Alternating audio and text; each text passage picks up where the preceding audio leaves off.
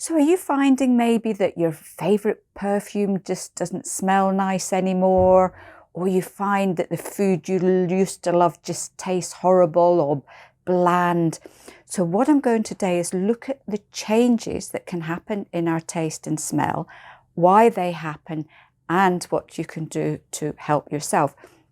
So the main reason here, for taste, saliva helps to stimulate all the different taste buds on your tongue, but saliva also helps to break your food down into very small individual compounds so that you can get the whole range of taste from that food.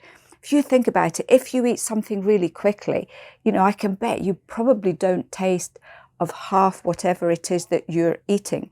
So the more you chew, the more taste and the more range of taste you're going to get with whatever you're eating. The problem is that in the perimenopause and menopause, one of the things that can happen is that our mouth can get drier and we can end up producing less saliva. So this is going to have a really direct effect on how we are tasting our food. For smell, if you think about it, smell is very much connected to our taste. Imagine when you have a really bad cold and your nose is bunged up, you can't taste your food at all. So if the mucous membranes in your nose are starting to dry as well, then you've basically got a double whammy of not being able to smell everything and also not being able to taste everything too. So what's really interesting is that there was a study done by the Pink Lady Apple brand with 2,000 women over the age of 45, and 46% of them said that their smell had changed and 42 of them said their taste had changed. So you can see they're very, very much connected together. And if you lose one or one decreases, then that's going to have a direct effect on the other one too. And what happens, especially with taste, if you're not tasting things well, if your food's bland, you are going to make it much stronger. You're going to put more salt on it. You're going to put much more sugar on it. So you're actually creating situations that may not be quite so benefit for your health here as well. What can happen sometimes too is that you can get a metallic taste in the mouth. Very often this is due to low zinc. So we've also got dehydration. So if you're getting flushes and sweats and you're dehydrated, not drinking enough water, then you're going to possibly be producing less saliva as well. And also we've got just aging in general. The older we get, that can just have a detrimental effect on our taste and smell. So the things to do here, we're looking at making sure that you don't have a blocked saliva duct. So maybe a good idea just to get a check with your dentist. You can take sea buckthorn oil, which is great for a dry mouth.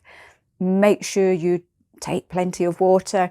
And if you're finding your food a bit difficult, and when food tastes blander and not so nice, very often that affects our appetite and may also affect our intake of nutrition that we need lots of at this particular time.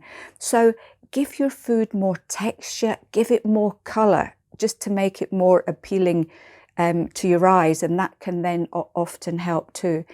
And remember to chew your food really well. Remember, you need saliva to break your food down. So if you're chomping your food, if you're eating on the run, you are not going to taste the food. And the more you break your food down in the mouth, the more tasty it's going to get. And also, if you eat really well and chew really well, that can help any stomach issues like gastric reflux as well. So this is a really important thing to do here. So with smell, you might find that you can't smell as much, or, some tell me that their smell's heightened and it can be really uncomfortable, especially if you're in places, maybe a shop where they're selling perfume and all that kind of smell can just basically assault your nose. A lot of women also tell me that they think their body odor changes and that they're really smelling. Very often it's just your sense of smell. It's you're not any worse than what you were before. The other thing that can happen that you really need to watch out for is phantom smell. That would be things where you're smelling things like smoke or tobacco and there's nobody doing it. That can indicate other health issues. So this is one, if you smell those types of smells, it's always a good idea just to get that double checked with your doctor too. The other thing that can happen is that our smell triggers memories. So if you have a lovely perfume that you like to wear, maybe it was a gift from someone, and when you wear it, it reminds you of them, or certain foods remind you of glorious holidays in the sun, or different situations, maybe lovely times with families. So when you lose your sense of smell, you're actually decreasing the reviving of these lovely memories that made you really happy here. It can also be dehydration. Again, if you think you're smelling a little bit more, or you know, maybe your sweating is getting a bit out of hand, then very often that can be due to your hot flushes and your night sweat. That's going to make you more dehydrated. So again, really important for drinking plenty of water. And we don't often associate dehydration with smell, so it's one just to you know, keep at the back of your head. It can also be allergies too, because if the mucous membranes start to dry out, then you are more likely to react to things like pollen and dust and fumes and pollution as well. And again, age is going to have an effect on our smell too. So for the lack of smell, zinc supplement, again, really important.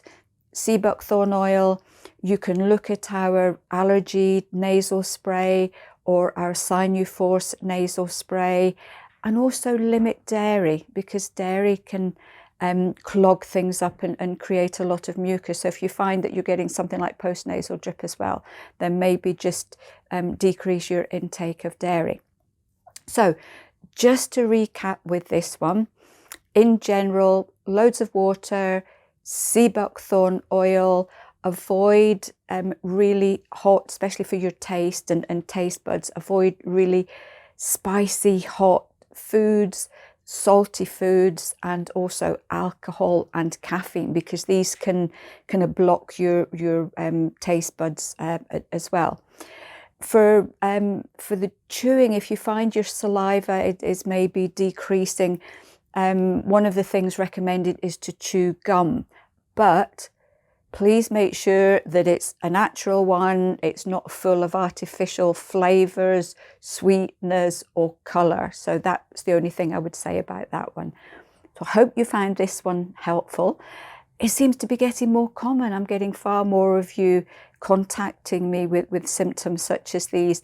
So if you've had any instances with strange smells, strange tastes, and what you've done to help yourself, please share. You know I love to read and listen to all your stories. And until then, I will see you next week for another edition of A Vogel Talks Menopause.